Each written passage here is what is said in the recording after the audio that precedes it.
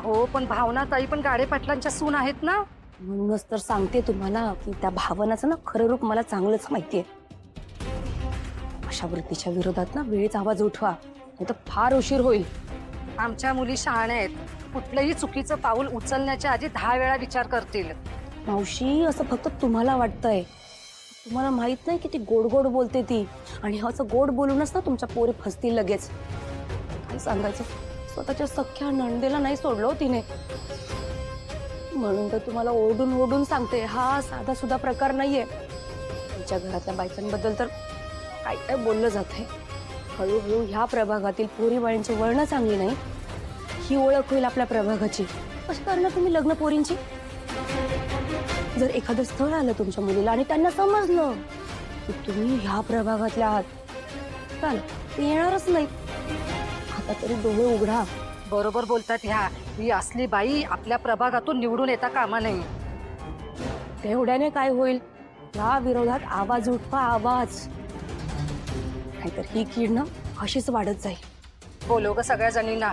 वाटेल ते करू, पण ह्या बाईला खाली खेचायचंच आणि हिला आवर घालायचंच.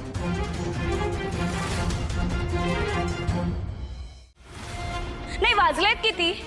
विश्वा देशमुख अजूनही ऑफिसला आलेला नाहीये.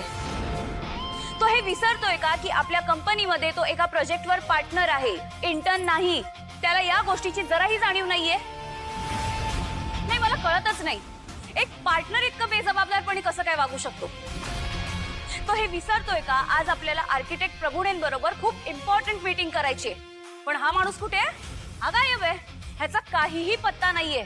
सर, मी तुम्हाला सांगते, मिस्टर विश्वा देशमुखचं हे अनप्रोफेशनल बिहेवियर मी अजिबात खपवून घेणार नाहीये.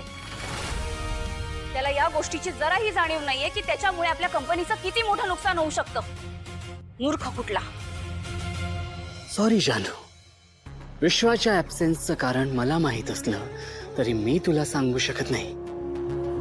त्याला त्याच्या वडिलांनीच घरात डांबून ठेवलंय आणि त्याच्यासाठी तेच योग्य आहे. Please get back to work. जानू, रिलॅक्स. एवढी हायपर का होतेस?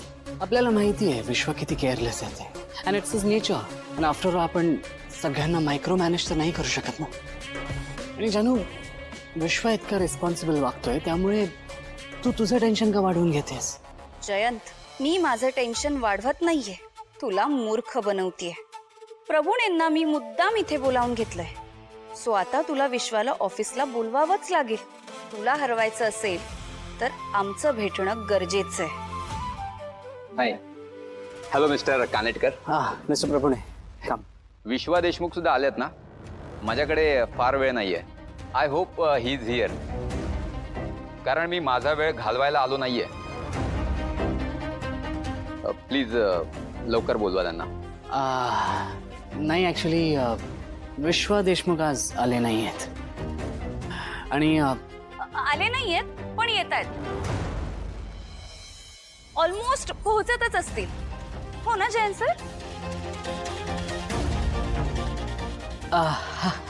येस येस, ते पोहोचतच असतील.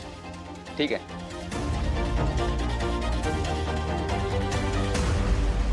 या शुअर.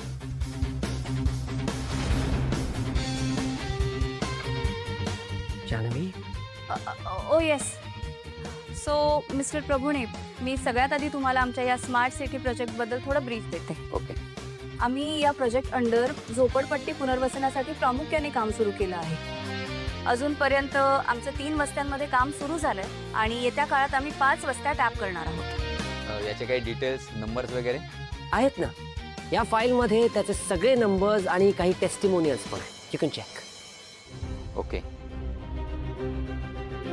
आणि सर, आमच्या अपकमिंग टाउनशिप बद्दल बोलायचं झालं तर सासवडमध्ये सध्या आमची एक साईट सुरू आहे.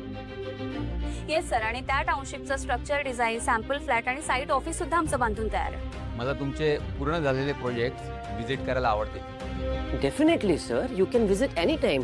घरकुल township project basically smart city अंडरच येते. तुम्ही कधीही येऊ शकता. इनफॅक्ट आपण आता लगेच व्हिजिट प्लॅन करू शकतो. ओ येस.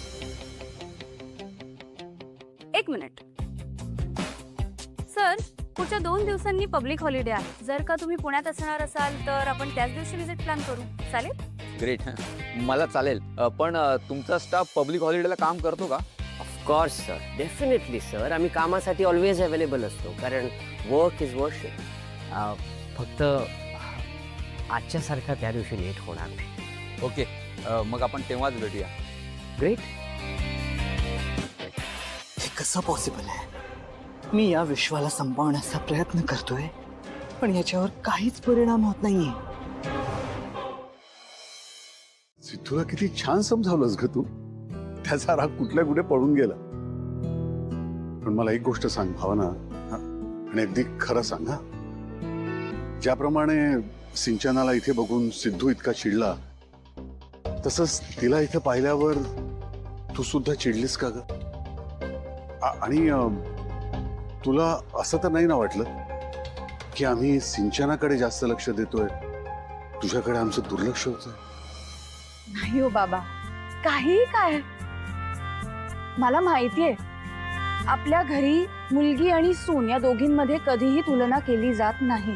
आणि जशी आपल्याकडे तुलना केली जात नाही, तसंच त्या दोघींचं मनही जपलं जातं याची सुद्धा खात्री असते. आणि सॉरी हा, म्हणजे सिद्धिराज आता रागात होते म्हणून त्यांना तसं वाटलं. पण खरं सांगू का, मला तर तुमचा अभिमान वाटला बाबा. कारण तुम्ही जसं तुमच्या मुलीच्या पाठीशी ठामपणे उभे असता ना, तसंच तुमच्या सुनेच्या पाठीशी ठामपणे उभे आहात तुम्ही आता. खरंच खूप छान वाटलं मला. माझे बाबा आधीपासून हिरोच होते आणि यापुढेही हिरोच राहणार आहेत.